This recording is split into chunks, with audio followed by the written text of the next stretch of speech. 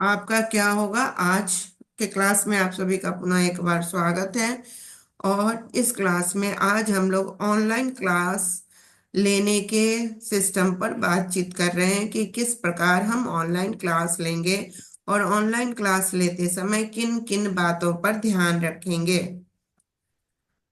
सबसे पहला चीज जो ऑनलाइन क्लास का है वह हमें अपने इंटरनेट जिसके माध्यम से हम क्लास ले रहे होंगे अपने डिवाइस, इंटरनेट हमारा स्टेबल रहे, डिवाइस हमारा सही रहे जिसमें सही तरीके से हम प्रोजेक्ट कर सकें। हमारे डिवाइस का कैमरा सही होना चाहिए और उसके बाद हमारा बैकग्राउंड जो हमारे टीचर जो हम जहाँ से पढ़ा रहे हैं उसका बैकग्राउंड बिल्कुल वैसा होना चाहिए, या तो एकदम प्लेन हो या फिर हम जिस सब्जेक्ट को पढ़ा रहे हैं, जिस क्लास को ले रहे हैं, जिस क्लास के स्टूडेंट को जोड़े हुए हैं, जिस प्रोफेशनल कोर्स को ले रहे हैं उससे जुड़ी हुई चीजें बैकग्राउंड में होनी चाहिए, ताकि डिस्ट्रैक्ट नहीं करे सामने वाले को बल्कि अट्रैक्ट करे क्लास और उनकी उत्सुकता बढ़े कि वह क्या है, वह क्या है, वह क्या है।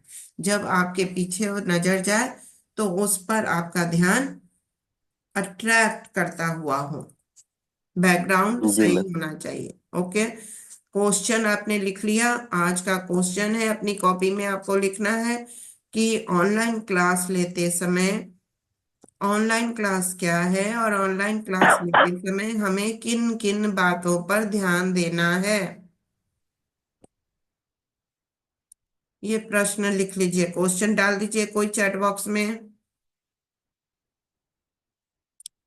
और उसके बाद आपको पॉइंट्स बताए गए, तीन चार, तीन पॉइंट्स हुए। और चौथा पॉइंट्स क्या होगा और क्या ध्यान रखना है?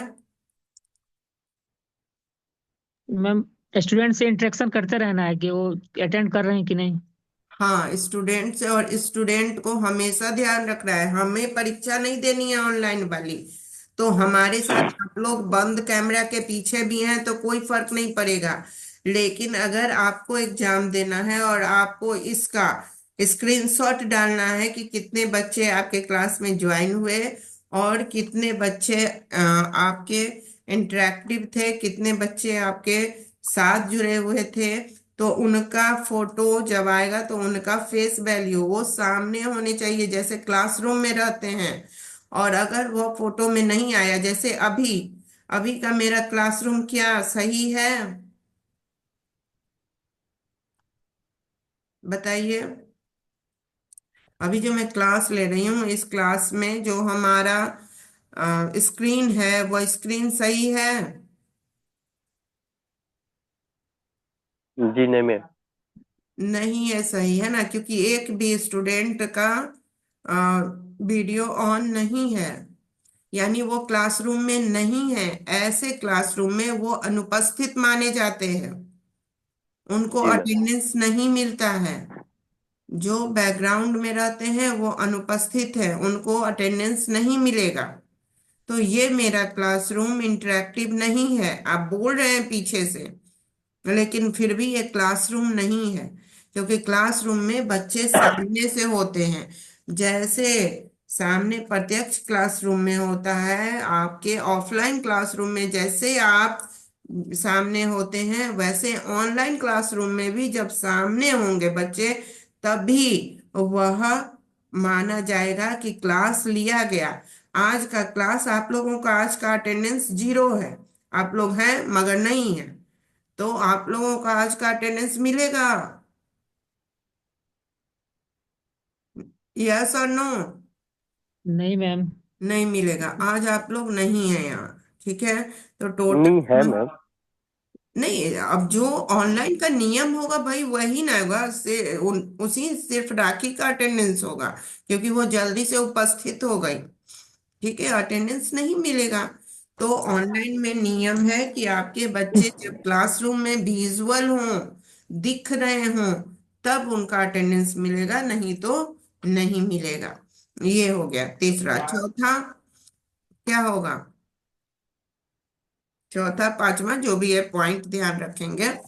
पांचवा ये होगा कि जब आप क्लासरूम में हो तो क्लासरूम में भी फॉर्मल ड्रेस में, जैसे हम क्लासरूम में जाते हैं वैसे तैयारी के साथ बैठे।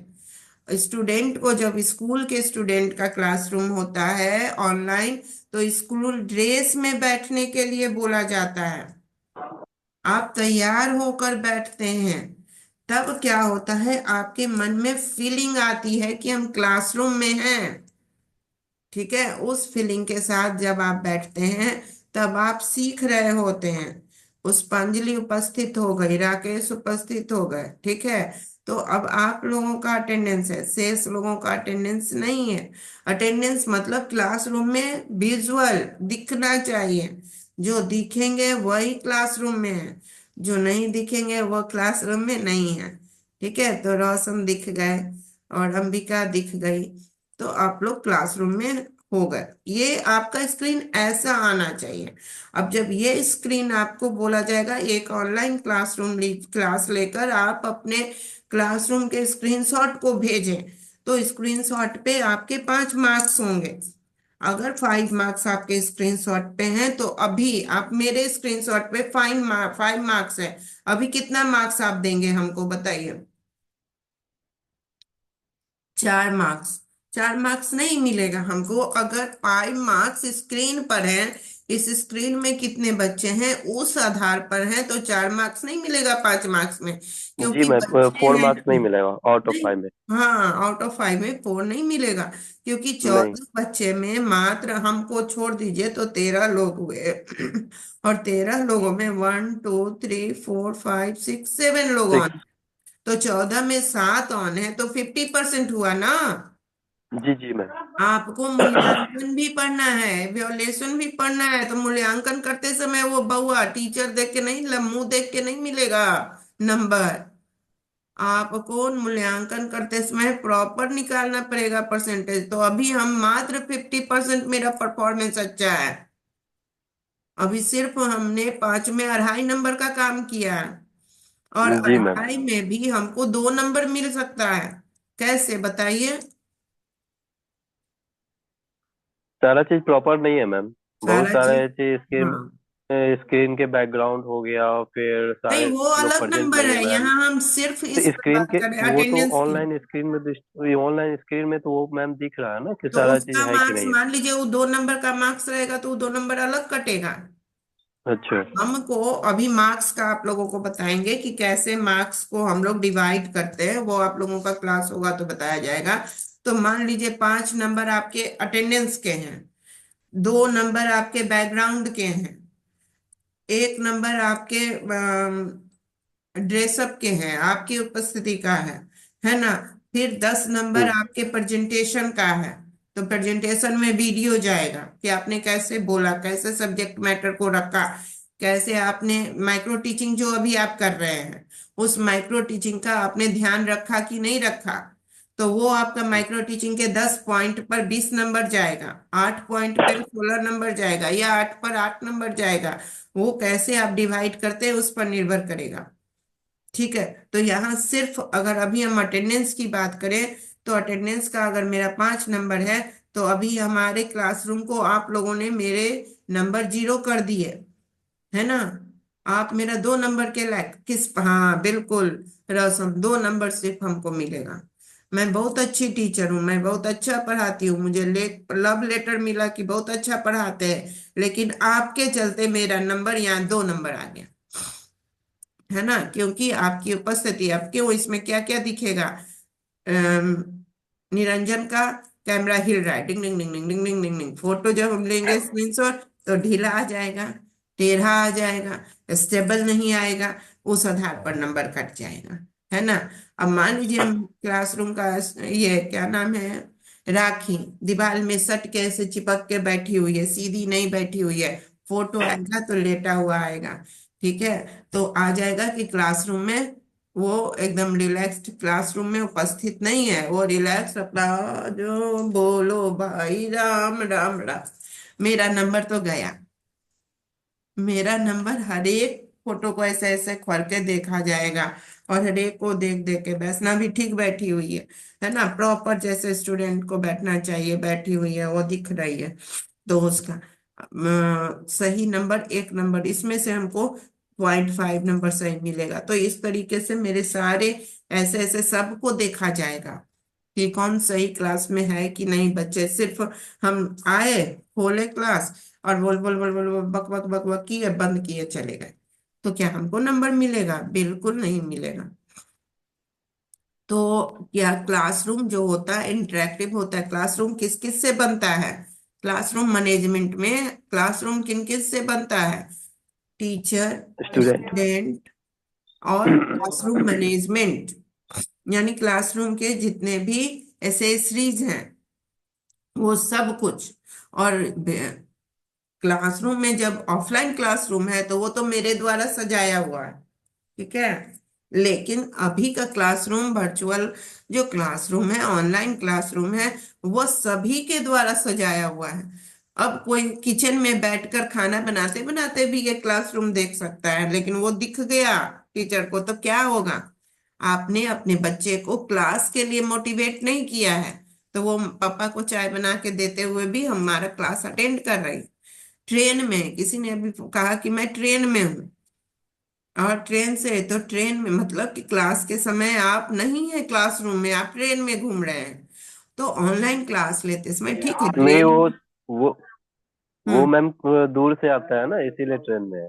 नहीं नहीं, हम वो अभी हम किसी व्यक्तिगत की बात हाँ। नहीं कर रहे, मैं बता रही हूँ कि किस किस आधार हाँ। पर अभी हम लोग का क्लास चल रहा है। ऑनलाइन क्लास लेते समय किन किन बातों पर आपको ध्यान देना है, ठीक है।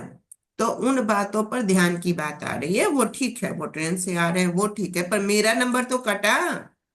जी मैम। हमारा नंबर पर यहाँ हम बात कर रहे हैं, आपकी बात नहीं कर रहे हैं। तो मेरा नंबर कैसे कैसे कट जाएगा, उस पर बात कर रहे हैं। यानी कल को आप जो एग्जाम देंगे इसका, तो आपका नंबर कहाँ कहाँ कटेगा, मैं सिर्फ वो बता रही हूँ। क्योंकि स्टूडेंट तो नंबर की भाषा समझते हैं, सीखने की भाषा तो आजकल समझते नहीं है। आजकल किस भाषा को समझते हैं स्टूडेंट? कहाँ मेरा नंबर कटेगा, वहां हम सुधार लें। तो हम इसीलिए वही बता रहे हैं कि कहाँ कहाँ नंबर कटेगा। तो आप नंबर कटने की चीजों को सुधार लेंगे तो अपने आप सीख भी जाएंगे, कुछ ना कुछ तो सीख जाएंगे। तो हम आप अभी मेरा नंबर कहाँ कहाँ काट रहे हैं, आप स्टूडेंट से कहाँ कहाँ टीचर का नंबर कटता है, ये भी पता होना चाहिए। तब तो आप स्टूडेंट को परफेक्ट बना के रखेंगे। क्यों टीचर, एक टीचर स्टूडेंट के पीछे रहता है कि वो ठीक ठाक रहे, वो सही से रहे। क्यों? क्योंकि टीचर का परफॉर्मेंस भी स्टूडेंट पे निर्भर करता है। जितने अच्छे स्टूडेंट उतना अच्छा टीचर, और जितने अच्छे टीचर उतने अच्छे स्टूडेंट। स्टूडेंट भी टीचर से बनेगा और टीचर भी स्टूडेंट से बनता है। आप लोग अच्छे वाले बच्चे बनेंगे तो टीचर अच्छा काम परफॉर्मेंस अपना देगा, मन लगेगा क्लासरूम में, बात करेगा, विचार करेगा। और अगर आपका क्लासरूम हर समय हल्ला करता रहे, अभी मैं कल गई थी इंटर्नशिप, स्कूल में चल रहा है ना अपना इंटर्नशिप बच्चों का, जी मैम। वहां मैं गई थी मंडे सैटरडे को। सैटरडे को जब स्कूल में मैं गई तो एक स्कूल में सारे बच्चे बहुत खुश थे कि टीचर बहुत अच्छा पढ़ा रहे हैं, और दूसरे स्कूल में हमारे बच्चों ने शिकायत की बच्चे बहुत शैतान हैं, बहुत बदमाश हैं, क्लासरूम मैनेजमेंट ठीक से नहीं होता है। तो अब बताइए, बच्चे शैतान हैं कि हम नहीं कॉम्पिटेंट हैं? हम नहीं कॉम्पिटेंट है। है ना, क्योंकि हम जब टीचर हो गए तो क्या हम बच्चे को शैतान बोल सकते हैं किसी हालत में? हमारा ये अधिकार ही नहीं है एज अ टीचर कि हम बच्चे को शैतान बोलें। क्योंकि बच्चे हर तरह के आएंगे, कम समझने वाले, नहीं समझने वाले, आपको मैनिपुलेट करने वाले, आपको अलग तरीके से समझा देने वाले, और बदमाशी भी अपने घर से, वातावरण से, जहां से पल बढ़ कर आए हैं वहां के कुछ गतिविधियों को लेकर आएंगे। तो हमें उन्हीं के बीच अपना बेस्ट परफॉर्मेंस सबको एक साथ लेकर जाकर, कभी डांट कर, कभी प्रेम से, कभी अच्छे से, हमको एक साथ लेके जाना है। पर ये कमेंट पास नहीं करना है कि वो बहुत बदमाश है, वह बहुत गड़बड़ है। आप लोग स्कूल जाने वाले हैं तो स्कूल में जाके क्या बच्चों को बोलेंगे कि बहुत बदमाश हो, बहुत बदमाश हो? क्लासरूम की भाषा है ये? आपके क्लासरूम में कितनी बार आकर हम बोले कि आप लोग बहुत बदमाश हैं? एक भी बार एक नहीं बार मैम। भी नहीं। कोई और टीचर बोला आप लोग बदमाश हैं? कोई नहीं, कोई नहीं मैम। कोई नहीं मैम। कोई नहीं ना बोला, तो इसका मतलब नो। आप भी यही सीखना है कि आपको भी नहीं बोलना है बदमाश है, मगर आप लोगों में से कुछ बच्चे बदमाश हैं। है कि नहीं, बताइए। मालूम नहीं मैम। अच्छा, अपने बीच के लोगों का मालूम नहीं। Very good. तो वैसे तो नहीं लग रहा। नहीं लग रहा है आपके नहीं, बीच? अभी तक तो नहीं। तो हम लोग बहुत प्यारे हैं ma'am. Okay, very good very good. तो आपके बीच इनडिसिप्लिन बच्चे कितने हैं, बताइए। है कुछ मैम, वो यदि पंचुअल नहीं है। अटेंडेंस के मामले में इनडिसिप्लिन बोला जाए तो कुछ है, और यदि अटेंडेंस को साइड कर दिया जाए तो अभी फिलहाल तो कोई नहीं है। ओके, ठीक है। तो जिस किसी रूप में, जैसे निरंजन ने कहा कि है कुछ, तो उनकी दृष्टि में कुछ दिखा। ठीक है, राकेश की दृष्टि में अटेंडेंस क्राइटेरिया अपना तय करते हैं हम कि मेरे जी। क्राइटेरिया में किस चीज को इनडिसिप्लिन कहेंगे। तो ये जी। आप अपना इनडिसिप्लिन का, तो यही चीज डिसिप्लिन आपके वर्चुअल क्लासरूम में भी, यानी आपके ऑनलाइन क्लासरूम में भी ये चीज नजर देखा जाएगा कि कितने बजे डिसिप्लिन में वे में बैठे हुए थे और नहीं बैठे हुए थे, और कितने बच्चे यहाँ पर जवाब देते समय, कितने बच्चे साइलेंट हैं। जो बच्चे साइलेंट हैं और जो बच्चे बोल रहे हैं, तो जब वीडियो जाएगा तो वीडियो में ये भी देखा जाएगा, क्योंकि अभी जो हम लोगों का एजुकेशन सिस्टम हुआ है उसमें इंटरेक्टिव क्लास खोजता है। बच्चों का इन्वॉल्वमेंट, पहले क्या था, लेक्चर मेथड था, आओ क्लास में बोलो और चले जाओ, होमवर्क दे दो चले जाओ। लेकिन अब ऐसा नहीं है, अब इंटरेक्टिव है, आपको क्वेश्चन आंसर करके, बातचीत करके, आपको उसके साथ इन्वॉल्व होना है। तो जब वीडियो जाएगा, मेरा वीडियो जाएगा, जब इसके परफॉर्मेंस को चेक करने के लिए, तो इस वीडियो में इंटरेक्शन पर कितना परसेंट मिलेगा नंबर, मान लीजिए 4 नंबर का है तो कितना परसेंट मिलेगा इंटरेक्शन पे? हमें मिलेगा मैम। इंटरेक्शन अच्छा हो रहा है क्लासरूम में या नहीं? नहीं मैम। नहीं हो रहा है, तो क्या क्या कमी है इंटरेक्शन में? सभी जितने बच्चे लोग का प्रेजेंट है उनका पार्टिसिपेंट। विजुअल ऑडियो दोनों सामने होना चाहिए। नहीं हो रहा है, लेकिन जिनके साथ हो रहा है इंटरेक्शन उनके साथ तो अच्छा हो रहा है। जी मैम। तो अटेंडेंस पे वो 50% चला गया। लेकिन जब इंटरेक्शन पर होगा तो हम क्लास में इंटरेक्ट कर रहे हैं, आप भी जवाब दे रहे हैं, हम भी जवाब दे रहे हैं, लेकिन 50% बच्चे ही, या 20% या 10% या 1% बच्चे ही दे रहे हैं, जैसे सिर्फ निरंजन और राकेश दे रहे हैं, है ना, और नहीं दे रहे हैं, रोशन ट्रेन में है, जो भी हो। तो जिन किन्हीं कारणों से नहीं दे रहे हैं जवाब, तो नहीं दे रहे हैं जवाब में हमारा, दो ही बच्चे अगर बोल रहे हैं, तब हमारा कन्वर्सेशन क्या हो गया, प्रॉपर अच्छा, प्रॉपर पर्सन से हो रहा प्रॉपर है, अच्छा नहीं हुआ प्रॉपर सर। स्टूडेंट से मैम हो रहा है, हाँ, प्रॉपर स्टूडेंट से हो रहा है। हाँ, प्रॉपर, और सारे लोग से नहीं हो। सारे लोग से नहीं हो रहा है, तब आपका परफॉर्मेंस में वहां पे फिर नंबर कम होगा। यही चीज क्लासरूम में, ऑफलाइन क्लासरूम में भी होगा यही चीज, जब पीछे इसे ड्रॉबैक भी जाता है मैम कि आप किसी प्रॉपर स्टूडेंट पर ही विशेष ध्यान दिया जा रहा है, अदरवाइज किसी पर उसको हाँ, इग्नोर किया जा रहा बाद में यही टीचरों के व्यक्तित्व में कमी आ जाती है। क्या है। कमी आ जाती है यहाँ टीचरों के व्यक्तित्व में? यहाँ पे ये कमी आ जाती है कि वो फेवरेट स्टूडेंट बन जाता है, जी। और फेवरेट स्टूडेंट बनकर टीचर जो है, क्या हो जाते हैं उसमें, इंटरेक्टिव नहीं रह पाते। टीचर्स, एक ही स्टूडेंट पर, डांस में भाग लेना है राकेश आ जाओ, क्लासरूम मैनेजमेंट करना है निरंजन आ जाओ, अरे हम्म। निरंजन को दे दीजिए वो काम कर लेगा, जो एक दो लोग पर डिपेंडेंट हो जाते हैं टीचर।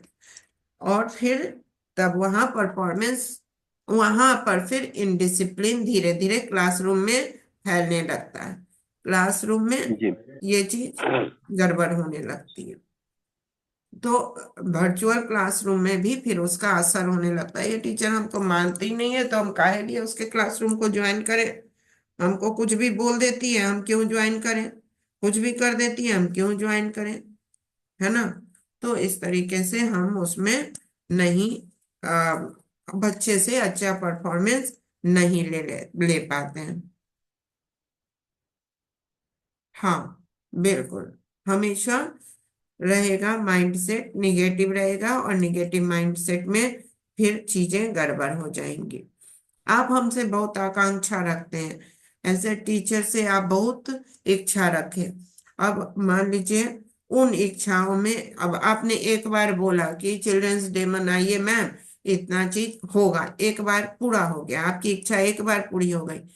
तो फिर दूसरी बार आपको लगेगा कि मैम कर दें, तीसरी बार मैम लगेगा कर दें।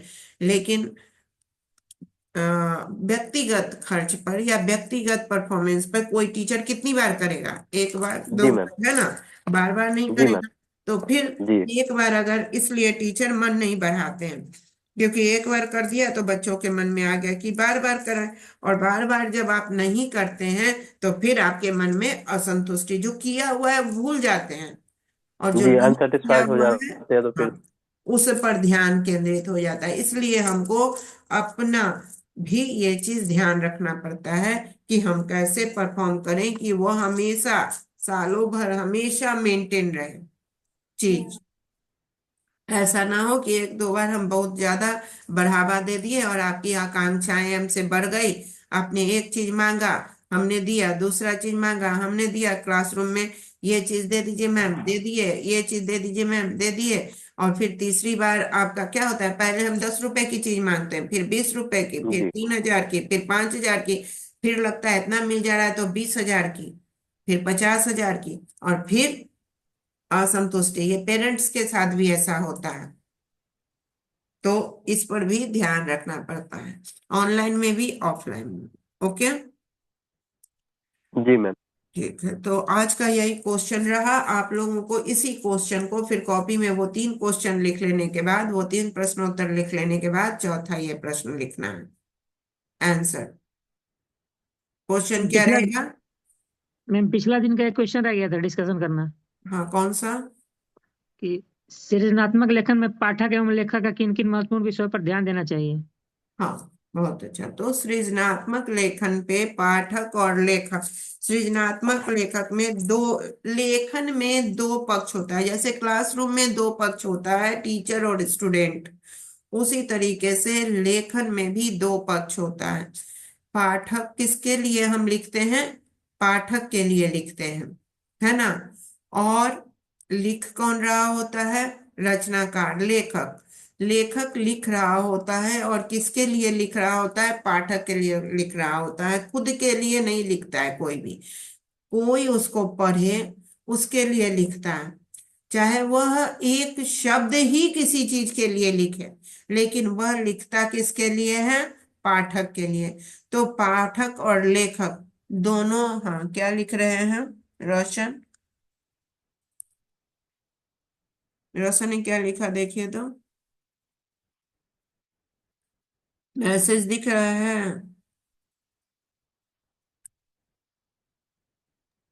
मैम दो क्वेश्चन बचा हुआ था। एक क्वेश्चन तो बताया कि तो पठन प्रक्रिया का क्या महत्व है, और इसमें यह कि पाठक एवं लेखक को किन किन महत्वपूर्ण विषयों पर ध्यान देना चाहिए।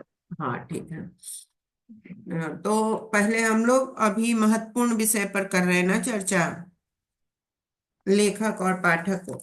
तो हमें सृजनात्मक लेखन की जो मूल बातें हैं वह याद रखना है।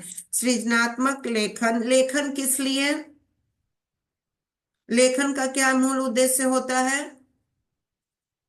बताइए? समाज को, अपने अपने इंटरेक्टिव क्राउड को जिनके प्रति हम लिख रहे हैं उनके विषय पे लिखना, उनके बारे में लिखना, और अ, देखिए सृजनात्मक, सकारात्मक बातें लिखना। हाँ, सृजनात्मक का मतलब सृजन करना, यानी आप समाज में सृजन के लिए लेखन दे रहे हैं, समस्या के समाधान के लिए लेखन दे रहे हैं। तो आपका जो लेखक होगा उसको अपने टारगेट वर्ग पर, जिसके लिए आप रचना लिख रहे हैं, उनके टारगेट वर्ग के समस्याओं पर, समाधान पर, उनकी इमोशन पर, उनके मतलब भावनाओं पर, उनके थॉट पर, उनके सम्मान पर, हर चीज पर ध्यान रखकर चीजों को लिखना पड़ेगा, ताकि वहां पर जाकर उनके आत्मसम्मान को वह हर्ट ना करे वो लेखन। उस समाज की निगेटिविटी को लेकर नहीं खाली आए, समस्या आए तो समाधान के साथ आए। हम निगेटिविटी के लिए कोई लेखन लिखते हैं तो हमारे प्रति भी घृणा फैलती है और समाज के प्रति भी घृणा फैलती है, और फिर समाज में नकारात्मक ऊर्जा का विकास हो जाता है, जो कि सृजनात्मक लेखन के विपरीत है। तो हमें रचनाकार के रूप में ये सारी बातों पर जो सृजनात्मक लेखन के नियम है, उन नियमों का पालन हमें लेखक के रूप में करना होगा। और पाठक के रूप में जब लेखन करने से पहले आपको पाठक बनना होगा, और पाठक बनकर जिस क्षेत्र में आप लिखना चाहते हैं उस क्षेत्र में लिखे हुए को पहले पढ़ना पड़ेगा। ठीक है, रिसर्च जिसको हम बोलते हैं। अब मान लीजिए कि आपको छठ पर्व, बिहार का सबसे बड़ा पर्व छठ पर्व है, आपको छठ पर्व पर एक लेख लिखना है। ठीक है, अच्छा, अभी कौन सी गायिका डेथ कर गई है हमारी छठ पर्व में वो शारदा बहुत सिन्हा। गाती थी? शारदा शारदा सिन्हा बिहार जी। को किला, बिहार को किला शारदा सिन्हा। हाँ, बिहार को किला शारदा सिन्हा पर हमें करना है। छठ और शारदा सिन्हा को लेकर हमको एक लेख लिखना है, सृजनात्मक लेखन। तो हम किन किन बातों पर ध्यान देंगे? सबसे पहले हमें क्या खोज करनी होगी? उनके बारे में उनके बारे में, शारदा सिन्हा के बारे में खोज कि करनी जन्म पड़ेगी। जन्म कहाँ हुआ, कब हुआ। जन्म कहाँ हुआ, कब हुआ, और छठ के और बारे में पढ़ेंगे मैम। हाँ, उन्होंने, हमें लिखना है छठ कौन पर्व और कौन कौन शारदा कौन सा सिन्हा। सॉन्ग, कौन कौन सा सॉन्ग वो गाए हैं, फिर हाँ, वो मूल किनसे हमें वो फिर ज्यादा पॉपुलर हुए हैं, हाँ, किन कब गानों से पे। गाना शुरू किया उन्होंने, किस उम्र से हाँ, गाना उनकी शुरू किया, एजुकेशन क्या है, गायन का एजुकेशन क्या उनका है। बैकग्राउंड क्या है, उनके गायन के हाँ बैकग्राउंड में क्या उनके मदर फादर थे, उनकी पारिवारिक पृष्ठभूमि थी, या उन्होंने स्वतंत्र रूप से गायन प्रारंभ किया। कोई कोई का होता है ना कि संगीत का फैमिली बैकग्राउंड होता है, और जी। किसी किसी का होता है कि वो स्वतंत्र पहली पीढ़ी होती है जो पहला गायन शुरू करता है। तो वो क्या थी, पहली गायिका थी या पारिवारिक गायिका थी, परिवार से, फैमिली पहली बैकग्राउंड से उनको मिला था? पहली पहली गायिका। तो ये सर्च हो गया, रिसर्च हो गया, तो इसके लिए हम पढ़े तब तो जाने, बिना पढ़े तो जी नहीं मैम। जानेंगे। तो पाठक को जी क्या चाहिए? आप अगर रचनाकार पाठक हैं, यानी रचना करने जा रहे हैं और उस दृष्टिकोण के आप पाठक हैं, तब आपको क्या क्या देना है उसका पहले रिसर्च करना पड़ेगा। रिसर्च करके उस बैकग्राउंड का पूरा डिटेल्स जान के point wise point, point wise point, point wise point लंबा लिख लेना होगा। और वो लिख लेने के बाद फिर उसमें से आप अपने पाठक को अभी क्या देना चाहते हैं, तो उसमें से चुन चुन कर लिखना पड़ेगा। अब एक एक्सीडेंट हो गया, ठीक है, अब एक एक्सीडेंट हो गया, उस एक्सीडेंट में क्या क्या बिंदु हमको लिखना पड़ेगा? तो तीन तरीके हैं। एक तो हमको इमीडिएट खबर देनी है, इमीडिएट उसकी जानकारी देनी है। तो इमीडिएट जानकारी देने में हम लोग घटनास्थल, घटना में घटित हुई घटनाएं, कारण, और क्या क्या हानि हुई उससे, क्या उसके समाधान के लिए उपाय किए जा रहे हैं, ये 5 पॉइंट देते हैं इमीडिएट में। फिर वो घटना घटित होके महीनों दिन, जैसे राजीव गांधी को ये कर दिया गया था, क्या, कैसे राजीव गांधी डेथ किए थे? हत्या हो गई थी मैम, ह्यूमन बम से। हाँ, ह्यूमन मैम से। ह्यूमन बंस थी ना। तो वो हत्या नहीं थी, वो जघन्य हत्या थी, जी मानव मैम। बम से उड़ा दिया गया था। ठीक है, तो अब हमको अब इस पर स्टोरी लिखनी है। ये अब घटनाएं घटित होके खत्म हो गई, अब हमको उस पर पूरी कहानी लिखनी है। तो हमको अगर उसका समाज पर क्या इम्पैक्ट पड़ेगा उसको ध्यान में रख के लिखना है, तो पूरी हिस्ट्री लेते हुए अपना माइंडसेट तैयार करना पड़ेगा कि इससे हम क्या देना चाहते हैं। इस चीज से हम क्या देना चाहते हैं समाज को, तब आप पहले एक क्या देना चाहते हैं हम इससे, इस घटनाक्रम से कुछ समाज को क्या मैसेज देने का होगा, क्या क्या मैसेज दिया जा सकता है? मैम एक तो सिक्योरिटी इशू हो गया, हम्म। दूसरा ट्रस्ट भी कम होगा, हम्म। और तीसरा ये एक वॉर को भी क्रिएट कर सकता है अगर पॉलिटिकल आइडियोलॉजी या फिर मोटिव्स के अकॉर्डिंगली। हाँ। और इमीडिएट पॉलिटिकल क्राइसिस आएगा, हम्म। एडमिनिस्ट्रेशन उथल पुथल होगा। हम्म। ठीक है, तो इतने पॉइंट्स को देखते हुए और फिर अंततः इसका निष्कर्ष क्या होगा, सृजनात्मक, और अगर ये सारी चीजें होती हैं तो समाज की जिम्मेदारी क्या बनती है? तब में समाज की जिम्मेदारी बनती है कि इस समय शांति स्थिरता बनाए और इस मुद्दों को बहुत ज्यादा ना ले जाए, तब ये सृजनात्मक हो जाएगा। और अगर हम लिख दिए कि समाज की जिम्मेदारी बनती है कि मानव वाला बम वाले लोगों के परिवार को जाके मार दो, काट दो, खत्म कर दो, तब क्या होगा, ये असृजनात्मक हो जाए, है ना। सृजनात्मक में समाधान देते हैं, जी मैम। असृजनात्मक में निगेटिविटी देकर बैठ जाते हैं। तो जी हमें मैम। सृजनात्मक लेखक बनना है, क्यों? क्योंकि हम समाज को अच्छा बनाने की मुहिम में निकले हैं। As a teacher, as a human being, हमारा मानव रूप में जन्म हुआ है समाज को सुंदर बनाने के लिए, तो हमें सकारात्मक रूप में लेकर चलना चाहिए। तो उस समय हमें दुनिया में हम किसी को फॉलो भी कर रहे हैं, किसी का हम बहुत पसंद भी कर रहे हैं, तो भी उनके किस पक्ष को हमको स्वीकार करना चाहिए? हर व्यक्ति में नकारात्मक और सकारात्मक दोनों भाव विचार होंगे। कुछ जी मैम। काम उनके सकारात्मक होंगे समाज के निर्माण के लिए, और कुछ उनके व्यक्तिगत हित के लिए होंगे जो समाज के लिए निगेटिविटी भी पैदा कर सकते हैं। हमको क्या फॉलो करना है? अंधभक्ति बननी है या हमें सोच समझ कर फॉलो करना है? सोच समझ कर खुद को विचार लेकर तब देखना है। है ना।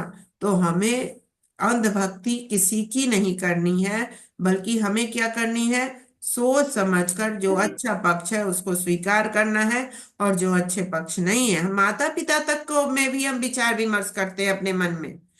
हर चीज वो जैसे बोले वैसे हम फॉलो नहीं करते हैं। तो ठीक उसी तरीके से हमें हर जगह सोच समझकर फॉलो करना है, वो नेता को हो, वो हमारे आदर्श पुरुष हो, आदर्श स्त्री हो, जो कुछ भी हो, हमको उसके पॉजिटिविटी को हमको फॉलो करना है, और उनमें जो कुछ भी हमको अच्छा नहीं लग रहा है उसे हमें अपने जीवन में नहीं उतारना है। ठीक है। और जो अगर प्रत्यक्ष मैम हाँ, यस रोशन। अगर एक ऐसा सिचुएशन बन रहा है जिसमें कोई कोई कार्य कर रहा है, उससे समाज में प्रॉब्लम हो रही है, हम्म। पर हमें समाधान के में सिर्फ एक ही चीज है कि उसको वो चीज नहीं करना है। हम्म। तो क्या ये सृजनात्मक लेखक में आएगा, या फिर क्योंकि समाधान में सिर्फ वही एक चीज है कि उसको नहीं करने देना वो चीज। हाँ, तो हम तो लेखक हैं, हम तो लिख सकते हैं, तो हम लिख के दे देंगे कि उनको ये चीज नहीं करना चाहिए। फिर वो पाठक बनेगा और वो पढ़ेगा और उसको मन होगा तो वो करेगा फॉलो, नहीं मन होगा तो वो नहीं फॉलो करेगा। वो उसकी मर्जी है। हम तो लेखक हैं, हम लिख के दे देंगे, हम उसमें नहीं चूकेंगे, हम समाधान लिख के दे देंगे। हम उसके मेंटोर नहीं हैं, कि हम उसके टीचर नहीं हैं, हम उसको पास जाकर उसको सिखा नहीं सकते हैं। उस समय हमारी भूमिका अलग है, लेकिन एक लेखक के रूप में, रचनाकार के रूप में हमें लगता है कि यही समाधान है, तो हम लिख देंगे। लिखने पे तो हमको रोक नहीं है ना, लिख देंगे। वो माने ना माने वो उनकी मर्जी। ये सृजनात्मक लेखन में आएगा, तब आएगा जब आप समाधान पॉजिटिव देंगे। ये पॉजिटिव समाधान है कि ये समाज के लिए निगेटिव ही हो रहा है, ये चीज नहीं होना चाहिए, और अगर ये गतिविधियां बंद हो जाएं तो समाज में सृजन होगा, विकास होगा।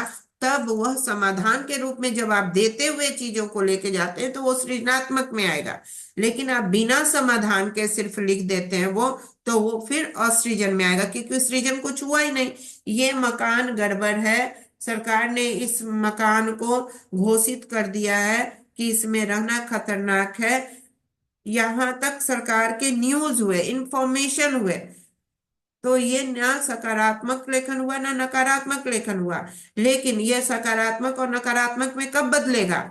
जब हम बोलेंगे कि सरकार को कोई काम नहीं है, ऐसे बिल्डिंग 20 शहर में छोड़ दिया है, इसको हटा देना चाहिए, नगर निगम को डिमोलिश कर देना चाहिए। ठीक है, इसके अंदर व्यक्ति नहीं रहेगा तो नहीं रहेगा, लेकिन पास से गुजरेगा और कुछ घटना घटित हो गई तो क्या हो जाएगा? सरकार बेकार है, निकम्मी है, ये है वो है। ये निगेटिव हो गया। और फिर हम सकारात्मक में कर सकते हैं कि हाँ, सरकार ने बहुत अच्छा काम किया है कि इसको जांच करके बता दिया है कि ये मकान बंद है। अब सरकार को यह करना चाहिए कि इसको डिमोलिश कर देना चाहिए, ताकि आसपास से गुजर रहे लोगों को भी कोई दिक्कत ना हो, हानि नहीं हो, और ये स्थान भी साफ हो जाएगा तो वहाँ एक नया निर्माण हो सकता है, नई चीजें हो सकती हैं। तो सरकार को इस बात पर ध्यान देना चाहिए। तो बस ये सकारात्मक में बदल गया। सेम चीज सूचना, प्रत्यक्ष सूचना को आप किस रूप में मोल्ड करते हैं, उस आधार पर आपके लेखन सृजनात्मक या असृजनात्मक हो। ठीक है, क्लियर? जी चलिए, मैम। ओके, तो आज के इस सत्र को हम यही संपूर्ण करते हैं। आप लोग जो पहले का रिकॉर्डिंग है वो सबको मिल गया, देख पा रहे हैं आप लोग? मैम आप यूट्यूब चैनल पर देखे थे मैम। हाँ जी तो मैम, यूट्यूब पे था। हाँ, तो YouTube पर ही डाला हुआ है, तो आप लोग उस चैनल को क्या कर लेंगे, सब्सक्राइब कर लेंगे, फॉलो कर लेंगे, सब चीज कर लेंगे, ताकि जो ये सारे वीडियो जैसे जैसे जाते जाएंगे वो आप देखते जाएंगे। और दूसरे आप लोगों को भी एक स्टोरी बोल कर रिकॉर्डिंग कर कर डालना होगा। एक और चैनल है जिस पर हम डालते हैं स्टोरी, वो भी आपको दे देंगे। उस पे आप जाके देख लेंगे, और वैसा ही आप लोगों को भी बनाकर वीडियोस देना है, छोटे छोटे स्टोरी के। ठीक है, तो वहाँ अपलोड। शॉर्ट्स शॉर्ट्स वीडियो है। हम्म। Shorts video. हाँ, शॉर्ट वीडियोस बनेंगे, स्टोरी पर बनेंगे, शॉर्ट वीडियो बनाकर डालना होगा। ओके, फिर उसको हम ओके चेक मैम। करेंगे कि सही है गलत है, तब अपलोड करेंगे। और पहले के बच्चों ने Yes. जो किया हुआ है सब, वो हम आपको भेज देंगे। ऑडियो बुक जी लिए थे मैम। मैम, वही ना? ऑडियो बुक तो अलग है, वो तो मेरी किताब का ऑडियो है। मैंने जो लिखा है उस पर खुशबू ने ऑडियो बनाया है। नहीं, एक अलग जो आप स्टूडेंट EPC का प्रोजेक्ट बनाते हैं वो अलग है, वो हम भेजेंगे आपको। ओके, लेकिन ओके मैम। सारे चैनल सब्सक्राइब करना आप लोगों की जिम्मेदारी है। ठीक। Okay, okay ma'am. Ma'am thank मेरा यू। नाम Roshan Ranjan thank you show ma'am. कर रहा है या फिर अभी भी पुराना ही वाला नाम शो कर रहा नहीं, नहीं अभी नहीं, शो कर रहा है, शो कर रहा है। अब रोशन कर रहा है। ठीक है, चलिए, ओके, तो थैंक यू आप लोगों को, बहुत बहुत धन्यवाद। होमवर्क आप लोग कर लीजिए, और एक लेखन, सृजनात्मक लेखन का पत्र लेखन अभी नहीं आया, पत्र लेखन फिर से कीजिए, जो गड़बड़ी है वो उसको सही कीजिए। और हाँ, अभी यही कीजिए, क्वेश्चन आंसर पहले ये वाला लिख लीजिए आपको, तो फिर आगे हम लोग करेंगे। Okay, thank you, thank thank you. Okay ma'am. Thank you ma'am. Okay, thank thank you you ma'am. Ma'am, good morning ma'am. Good morning, thank you.